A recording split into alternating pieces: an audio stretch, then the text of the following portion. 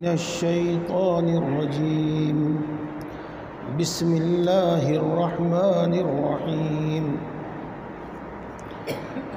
ألم تر إلى الملأ من بني إسرائيل من بعد موسى صدق دوستو، یہ آیات شریفہ پچھلے ہفتے بھی پڑھی تھی اور ان سے متعلق کچھ قصہ مختصر سا آپ کے سامنے بتایا بھی گیا تھا۔ وقت کی تنگی کی وجہ سے پھر ترجمہ نہیں کیا گیا تھا۔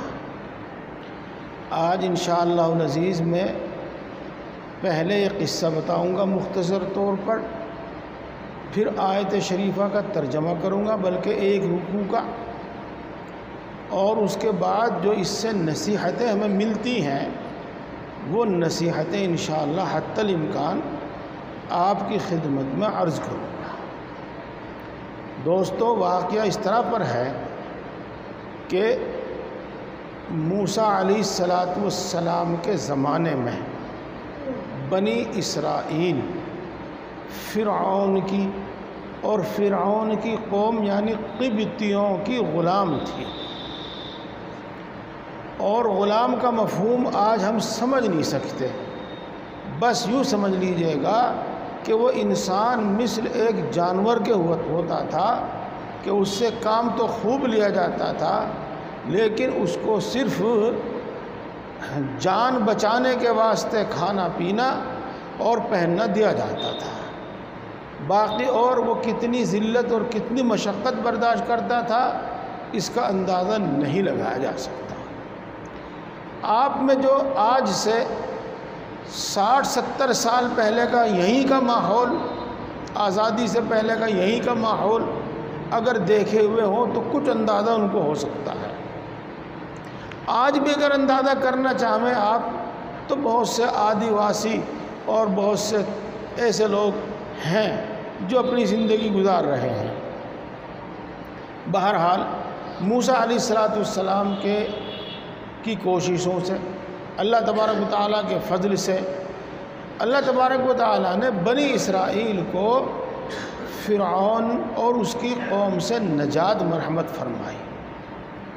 فرعون اور اس کی قوم سب کی سب ڈوب گئے اور موسیٰ علیہ السلام اور ان کی قوم نکل گئی، پار ہو گئی، اور اس طریقے سے یہ خوشحالی کی زندگی گزارنے لگے۔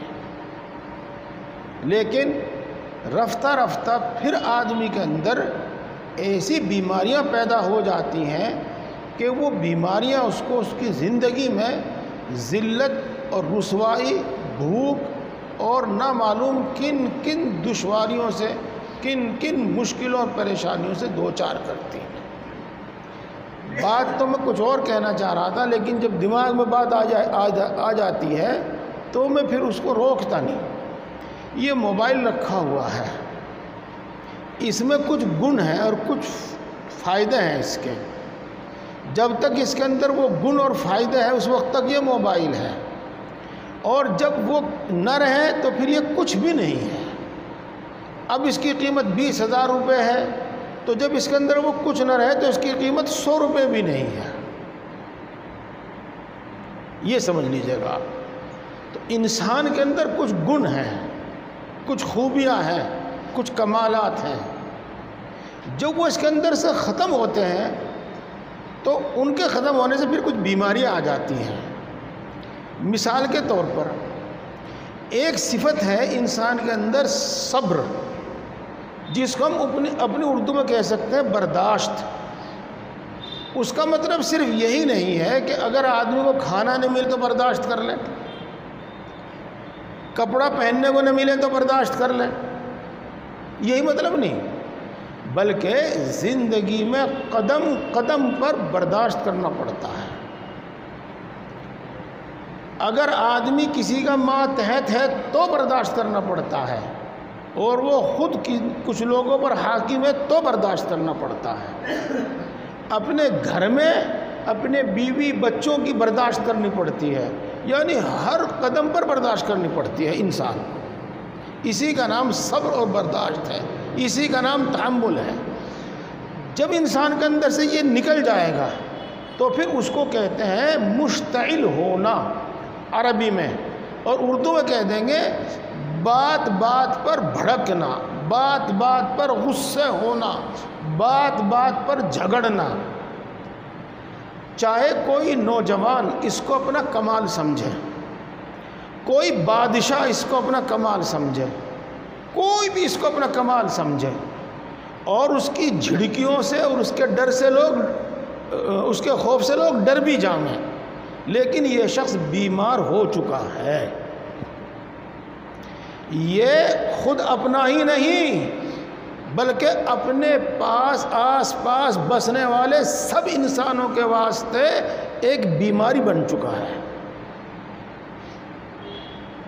میں زیادہ نہیں کہتا، آپ لوگ خود سوچ لو گے اس کے اندر. ایک خوبی ہے انسان کے اندر جس کو کہتے ہیں خلوص، اخلاص. یہ جب آدمی کے اندر سے یہ نکلتا ہے تو پھر اس کے اندر آتا ہے ریاکاری اور دکھاوا. اب اس شخص کے اندر ایسی بیماری آ چکی ہے کہ اس کی وجہ سے یہ خود تو تباہ ہوئے گا، لیکن اس کے آس پاس رہنے والے بھی اس سے متاثر ہوں گے اور ان کی زندگی بھی پریشانیوں میں گھرے گی. یہ آپ کو میں نے چند مثالیں دی ہیں، اگر میں اسی کو بیان کرنے لگوں تو یہی بات رہ جاوے گی. جی ہاں، ایک ہے جس کا پچھلے ہفتے بھی کچھ آیا تھا، مال.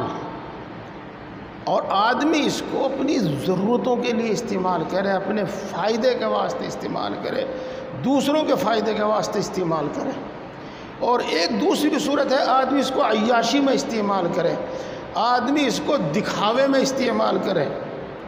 تو اب یہ مال اس کے واسطے بیماری ہے، اور اس کے اندر خود یہ بیماری ہے جس کی وجہ سے یہ کام کر رہا ہے. اور اب یہ شخص تو تباہی کی طرف جاوے گا، اس کے آس پاس کے لوگ بھی تباہی کی طرف جاویں گے.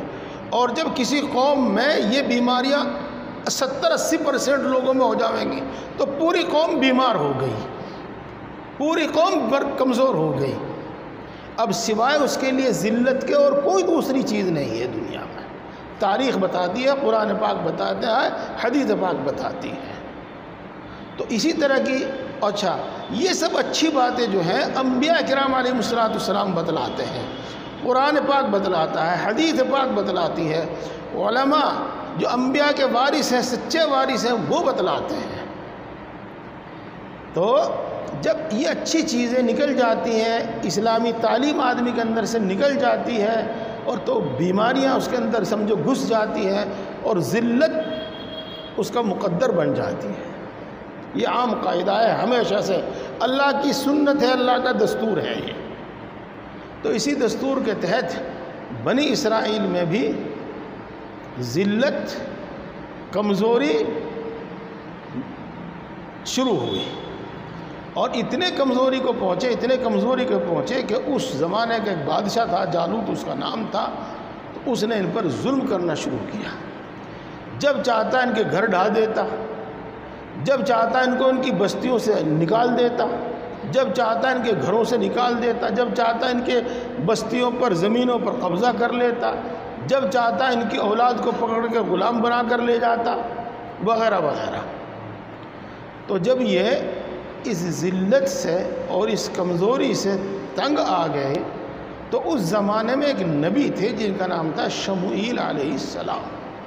انہوں نے سب نے مل کر ان سے درخواست کی کہ آپ ہمارے واسطے ایک بادشاہ مقرر کر دیجیے گا تاکہ ہم اس کی ماتحتی میں سب مل کر ایک ہو جائیں، متفق ہو جائیں، اور پھر اپنے دشمن سے جنگ کریں اور اس کے ظلم سے بچیں. تو حضرت شموئیل علیہ السلام نے اللہ سے عرض کیا، اللہ تبارک و تعالیٰ نے ان کی بات اور ان کی سفارش منظور فرما کر طالوت کو بادشاہ مقرر کر دیا. طالوت، پہلے بولا تھا میں نے جالوت، اب بولا ہے میں نے طالوت. طالوت کو بادشاہ مقرر کر دیا. میں پورا قصہ ترجمے میں بتاؤں گا، بعد میں بتاؤں گا، پھر طالوت کی ماتحتی میں انہوں نے اپنے دشمن سے جنگ کی اور اللہ تبارک و تعالیٰ نے ان کو فتح نصیب فرمائی۔ وہ قصہ اللہ تبارک و تعالیٰ یہاں ہم کو سنانا چاہتے ہیں تاکہ ہم ان سب باتوں سے عبرت حاصل کریں اور اپنی زندگی اس سے سنواریں، اپنا مستقبل اس سے سنواریں۔ اب میں ترجمہ کرتا جاتا ہوں بس۔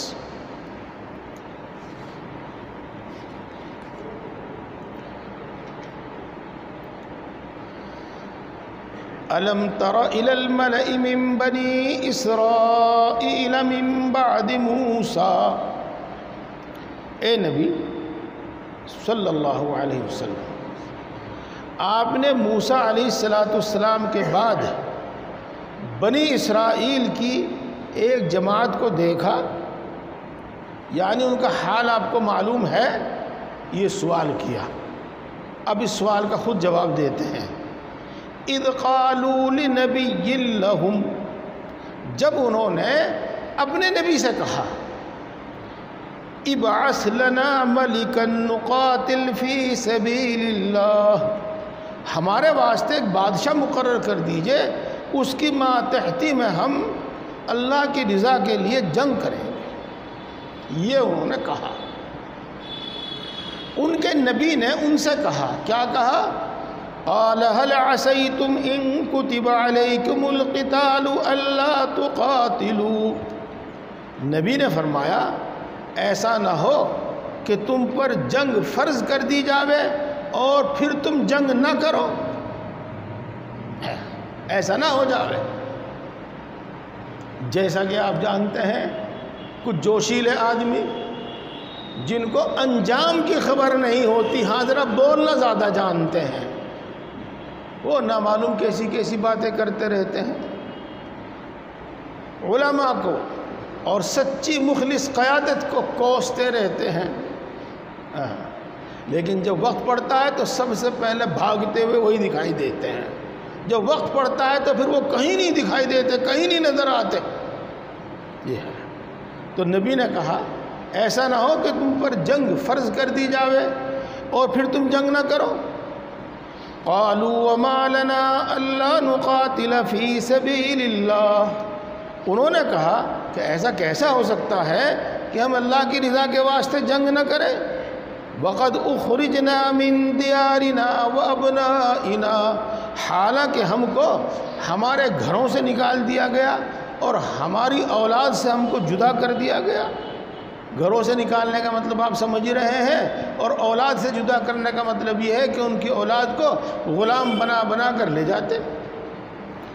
فَلَمَّا كُتِبَ عَلَيْهِمُ الْقِتَالُ تَوَلَّوْا إِلَّا قَلِيلًا مِّنْهُمْ، پھر جب اللہ تبارک و تعالیٰ کی طرف سے ان پر جنگ فرض کر دی گئی تو سبھی پھر گئے تھوڑوں سو کے سوا، سب نے انکار کر دیا اور سب نے جنگ میں حصہ لینے سے منہ پھیر لیا، کچھ لوگ رہے۔ واللہ علیم بالظالمین، اور اللہ تبارک و تعالیٰ ظالموں کو خوب جانتا ہے، وقت سے پہلے بھی جانتا ہے اور وقت کے بعد تو جانتا ہی جانتا ہے، خوب جانتا ہے۔ ظالم یعنی نافرمانوں کو، اور یہ دھمکی ہے اللہ تبارک و تعالیٰ کی طرف سے کہ میں نے ان کی سزا کے واسطے جو وقت مقرر کیا ہے میں اس وقت میں سزا دوں گا، میں ہر ایک کو خوب جانتا ہوں جس نے جو کچھ کر رکھا۔ اس معنی میں اور انہی الفاظ میں ہم بھی دھمکی استعمال کرتے ہیں۔ چلو اس کے باوجود اللہ تبارک و تعالیٰ نے ان کے واسطے ایک بادشاہ مقرر کر دیا۔ وقال لهم نبيهم ان الله قد بعث لكم طالوت ملكا، ان کے نبی نے ان سے کہا کہ اللہ تبارک و تعالیٰ نے تمہارے لیے طالوت کو بادشاہ مقرر کر دیا ہے۔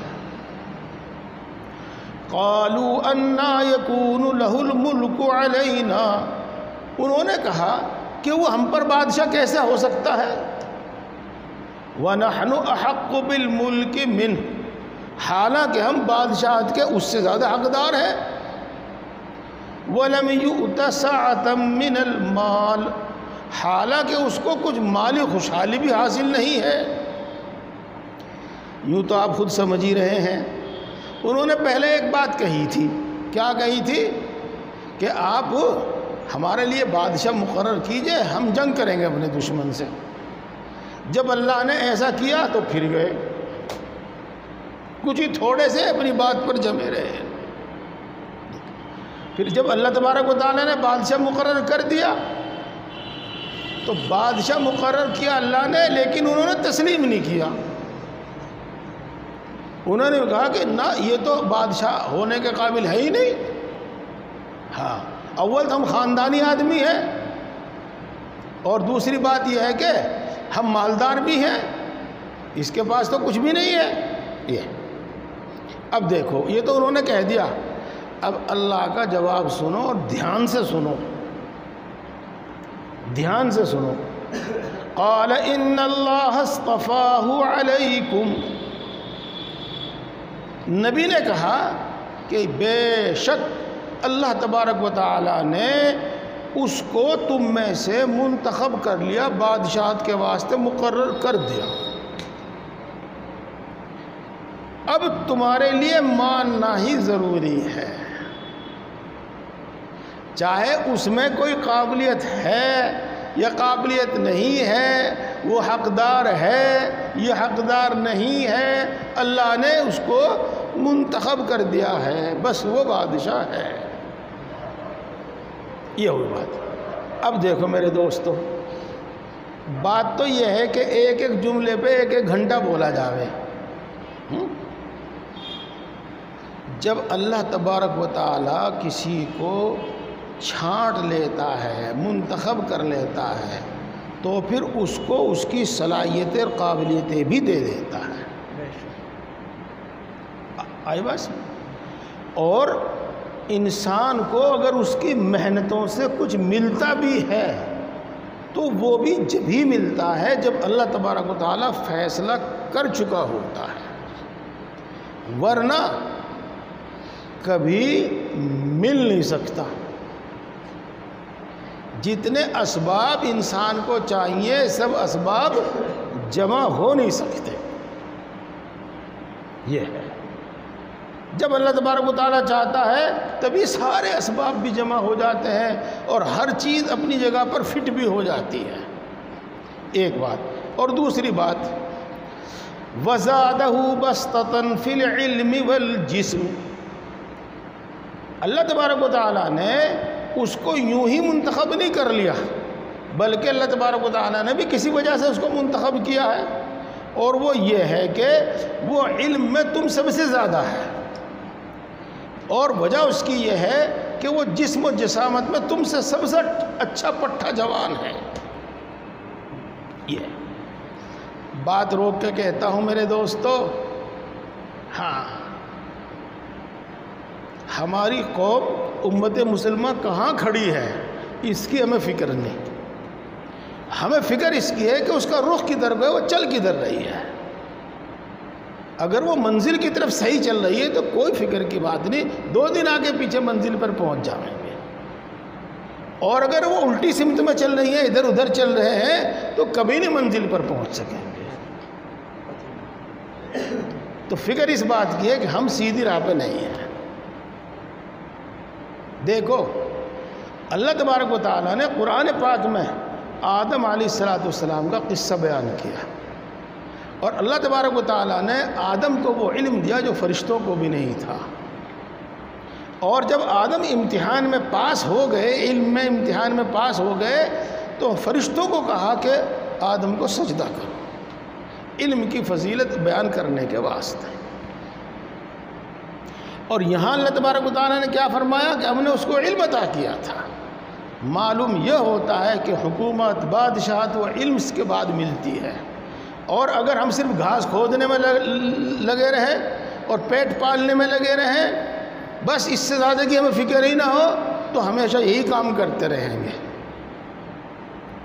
میں پچھلے ہفتے بھی آپ کو کہا تھا، اور آج بھی میں عرض کر دیتا ہوں، اپنے ذہنوں سے بات نکال دو کہ میرا مکان اتنا بڑھیا ہو اور محلے میں سب سے زیادہ بڑھیا ہو، یہ تباہی کی چیز ہے۔ اللہ کے رسول صلی اللہ علیہ وسلم ہمیں بتا کر گئے،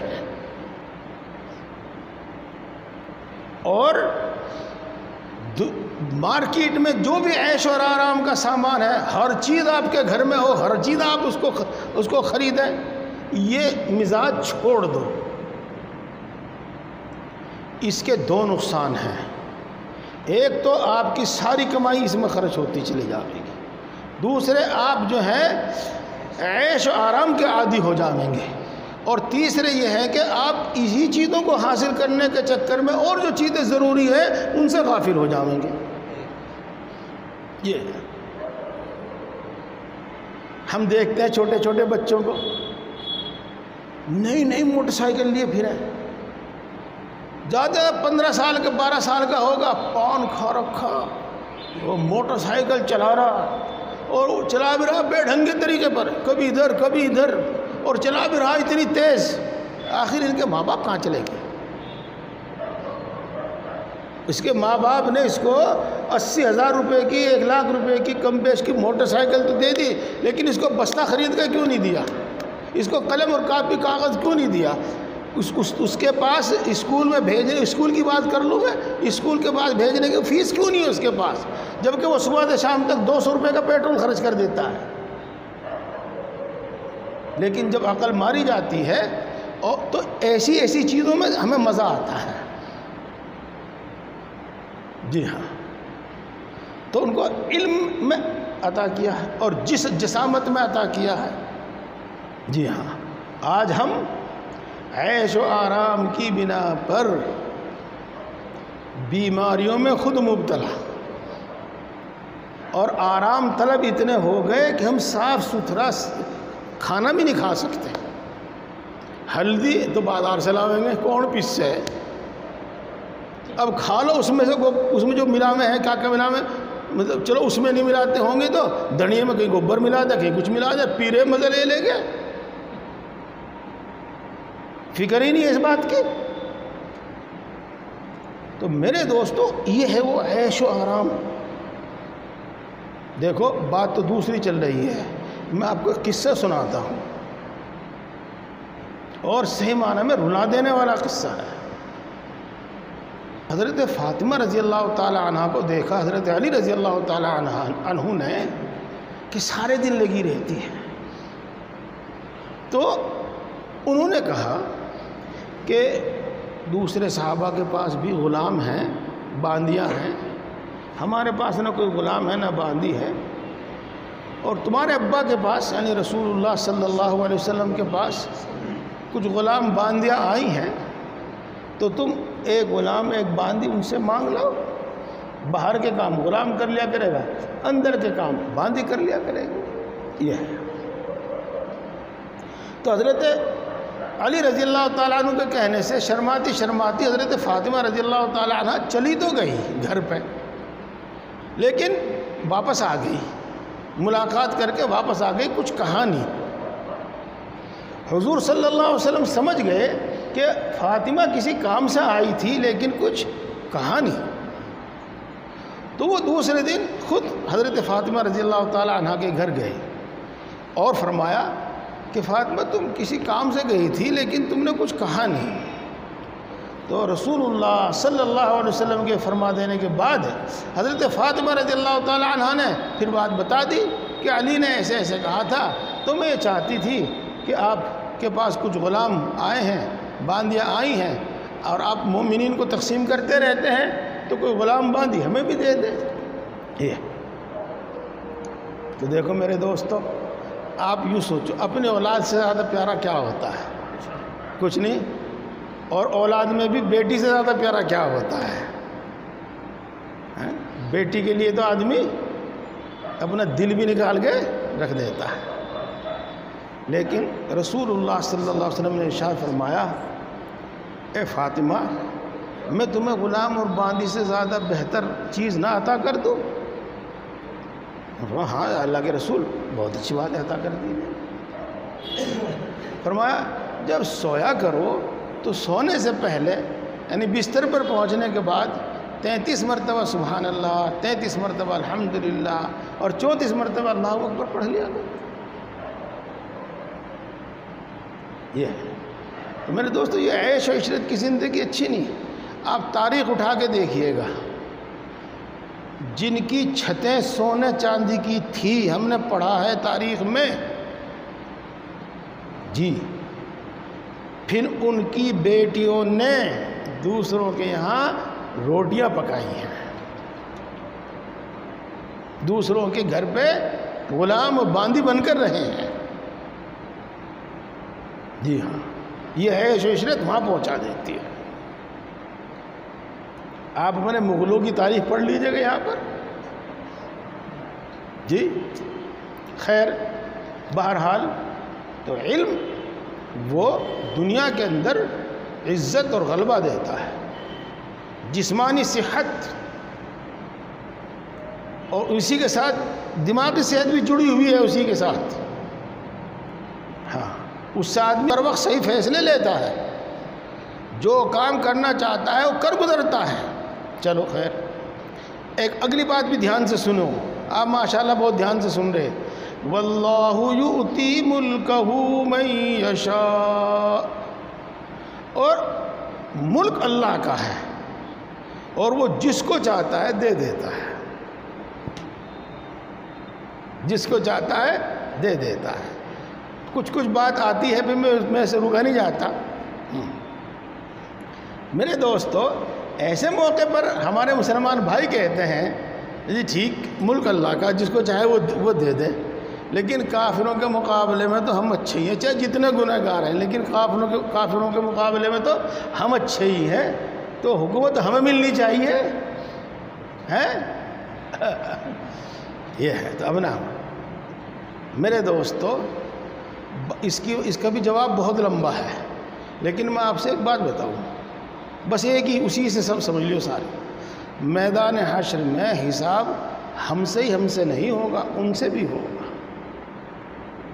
اور حساب میں اللہ تبارک و تعالیٰ ایک بات یہ پوچھیں گے کہ میں نے دنیا میں تمہیں یہ نعمتیں دی، زندگی دی، جوانی دی، دولت دی، حکومت دی، تم نے کیا کیا، اس کا شکر کیا ادا کیا؟ تو یہ سوال ان سے بھی ہوگا۔ اس لیے اللہ تبارک و تعالیٰ کا ملک ہے، جیسے وہ کافروں کو دے گا، مومنوں کو دے گا، ایسے کافروں کو بھی دے گا۔ کہیں یہ وعدہ نہیں کہ ہمیشہ مسلمانوں کے پاس حکومت رہے گی۔ ہاں، یہ ضرور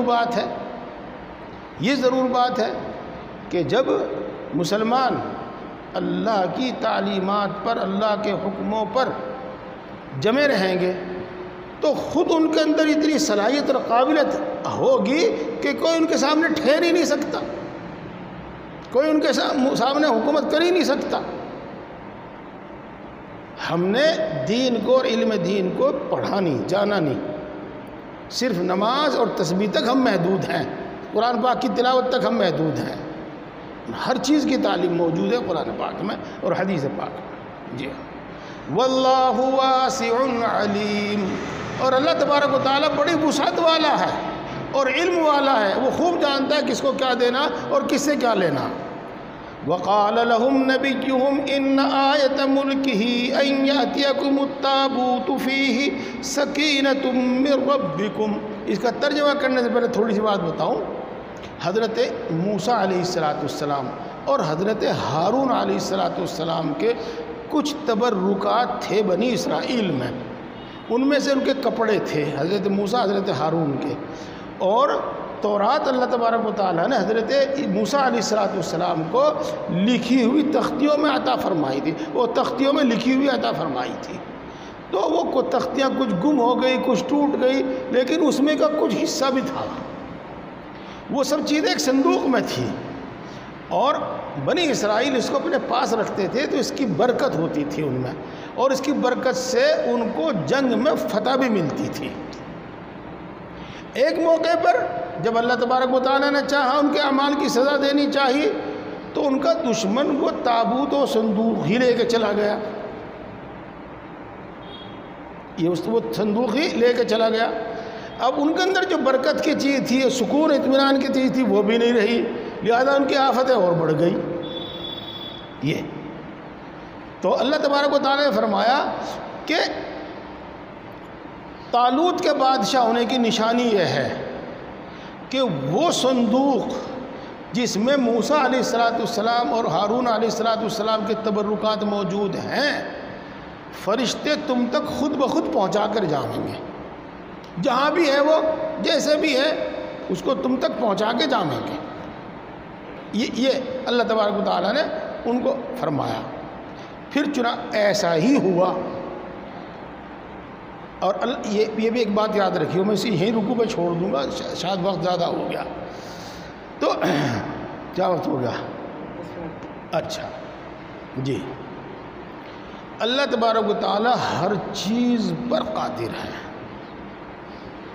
اس کے باوجود وہ ہر کام اسباب سے کرتے ہیں۔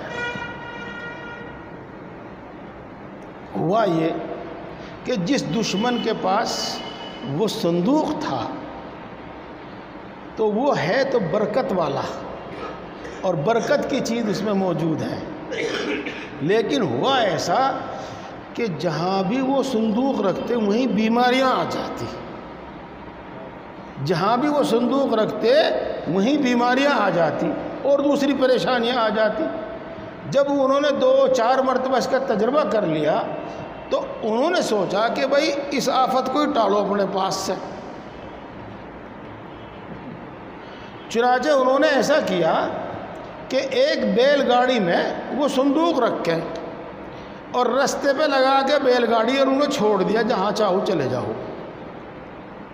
وہ بیل چل دیے، اور کہاں چل دیے، کیوں چل دیے؟ فرشتے وہاں پر آ گئے اور فرشتوں نے وہ بیل گاڑی طالوت کے گھر پہ لا کے کھڑی کر دی۔ یہ ہے، دیکھو اللہ کا فضل بھی معلوم ہو رہا ہے اس سے۔ ہاں تو فرماتے ہیں وقال لهم نبیہم، اور ان سے ان کے نبی نے کہا ان آیت ملکہ ان یأتیکم التابوت، اس کے بادشاہ ہونے کی اللہ کی طرف سے ایک نشانی یہ ہے کہ تمہارے پاس وہ صندوق آ جائے گا۔ کون سا صندوق؟ فیہ سکینۃ من ربکم، جس میں تمہارے رب کی طرف سے دل کے سکون اور اطمینان کا سامان ہے، اور جس میں موسیٰ اور ہارون کے باقی ماندہ چیزیں ہیں۔ فرشتے ان کو اٹھا کر لائیں گے، تحملہ الملائکہ، فرشتے اس کو اٹھا کر لائیں گے، اور اس کی صورت یہ ہوئی جو میں نے آپ کو بتائی۔ ان فی ذلک لآیۃ لکم ان کنتم مؤمنین، بے شک اس میں تمہارے واسطے نشانی ہے اگر تم سچے مسلمان ہو۔ یہ سب کچھ سامان ہے اس میں جو سمجھنے کے واسطے۔ میرے دوستو کچھ 5-7 منٹ زیادہ ہو جائیں گی، بات تم بتا ہی چکا ہوں، ترجمہ کر دوں، بات پوری ہو جائے گی۔ فلما فصل طالوت بالجنود، میں پہلے زبانی بتا دوں، بادشاہ مقرر ہو گیا، اب تو بادشاہ سب نے تسلیم کر لیا۔ اس کے بعد اب اللہ تبارک و تعالیٰ کے حکم سے طالوت بادشاہ نے اپنے دشمن کے ساتھ جنگ کرنے کا ارادہ کیا۔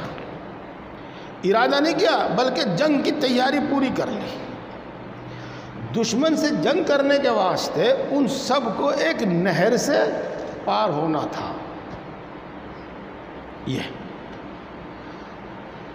تو اللہ تبارک و تعالیٰ نے طالوت سے کہا نبی کے واسطے سے کہ جو بھی فوجی، جو بھی لوگ اس لشکر میں شریک ہوں گے اور وہ اس نہر سے گزریں گے، نہر اردن سے گزریں گے، تو پیاس چاہے جتنی بھی ہو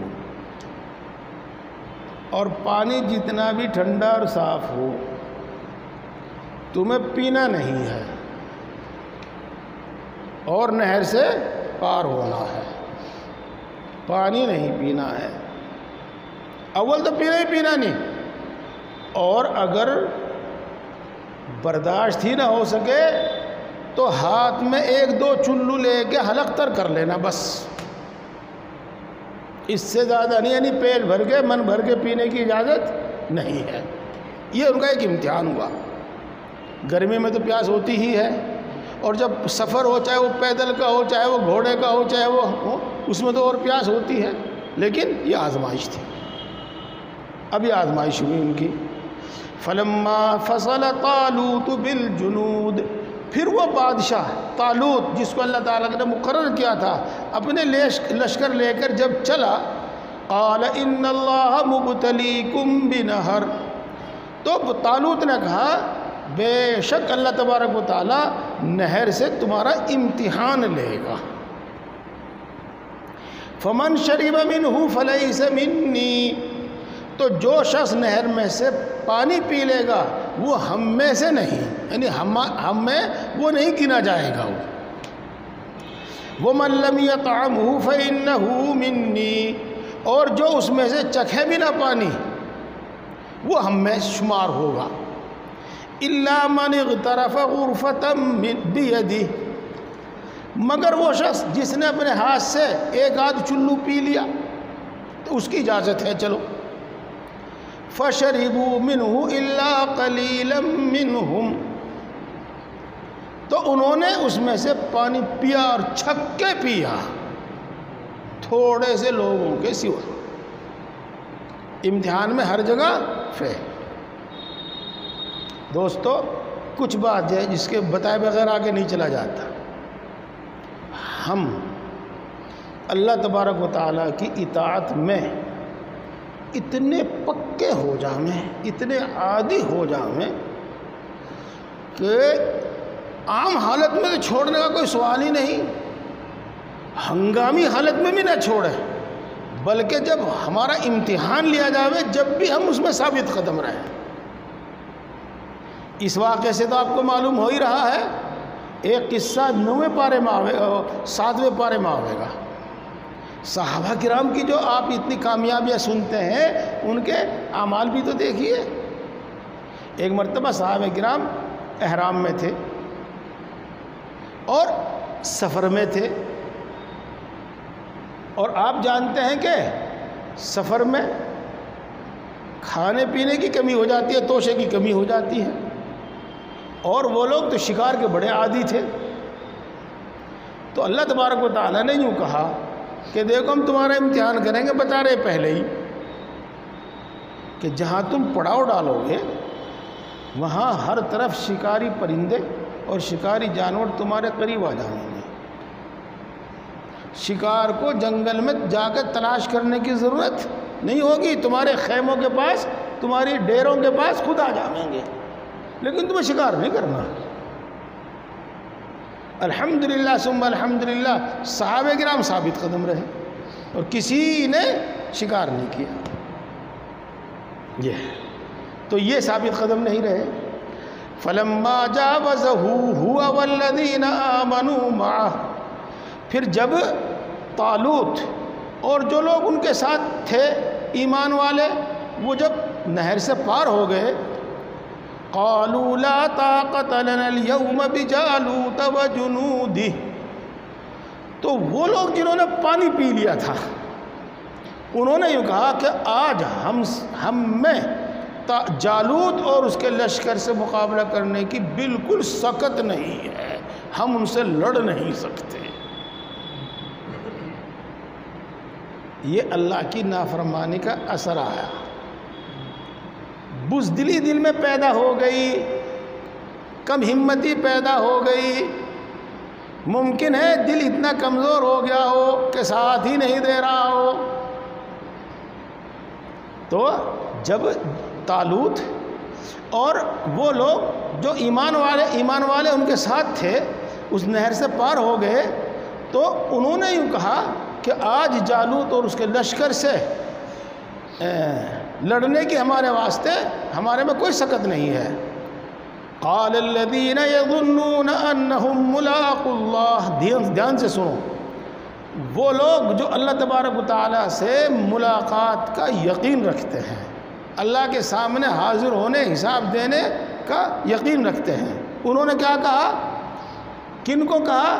وہ جنہوں نے ہتھیار ڈال دیے تھے اور بزدلی دکھائی تھی کہ ہم میں لڑنے کی ہمت نہیں ہے، ان کو کہا۔ کیا کہا؟ کم من فئۃ قلیلۃ غلبت فئۃ کثیرۃ باذن اللہ، ہمت نہ ہارو، بہت مرتبہ ایسا ہوا ہے کہ ایک چھوٹی سی جماعت اللہ کے حکم سے بہت بڑی جماعت پر غالب آ جاتی ہے، اس لیے ہمت نہ ہارو اور ثابت قدم رہو۔ واللہ مع الصابرین، اور اللہ کی مدد ثابت قدم رہنے والوں کے ساتھ ہوتی ہے۔ فلما برزوا لجالوت وجنودہ، پھر جب وہ جالوت، فرق کرتے رہیے طالوت میں اور جالوت میں، جب طالوت اور ان کی قوم بنی اسرائیل جالوت کافر بادشاہ کے سامنے آئے، اس کے لشکر کے سامنے آئے، تو ان مومن بندوں نے اللہ تبارک و تعالیٰ سے دعا کی، کہا ربنا افرغ علینا صبرا، اے اللہ ہمارے دلوں کے اندر صبر بھر دے، صبر بھر دے، افرغ کا ترجمہ انڈیل دے، بھر دے ہمارے دلوں کے اندر صبر، وثبت اقدامنا، اور ہمیں ثابت قدم رکھ، وانصرنا علی القوم الکافرین، اور کافر قوموں کے مقابلے میں ہماری مدد فرما۔ انہوں نے اس کو نہیں دیکھا کہ کتنے لوگ بزدل بن کر ہمت ہار کر ہم سے الگ ہو گئے ہیں، یہ فَهَزَمُوهُمْ بِإِذْنِ اللَّهِ، تو اس چھوٹی سی جماعت نے ہی اللہ کے حکم سے اس بڑی جماعت کو اور جالوت کو اور اس کے لشکر کو شکست دے دی۔ وَقَتَلَ دَاوُودُ جَالُوتَ، اور داود جو بعد میں نبی بھی بنے اور بادشاہ بھی بنے، اور داود نے جالوت کو قتل کر دیا، اس کافر بادشاہ کو قتل کر دیا۔ وَآتَاهُ اللَّهُ الْمُلْكَ وَالْحِكْمَةَ، اور پھر اللہ تبارک و تعالیٰ نے داود کو ملک بھی عطا فرمایا اور سمجھداری بھی عطا فرمائی۔ چنانچہ طالوت کے انتقال کے بعد پھر داود بادشاہ بنے۔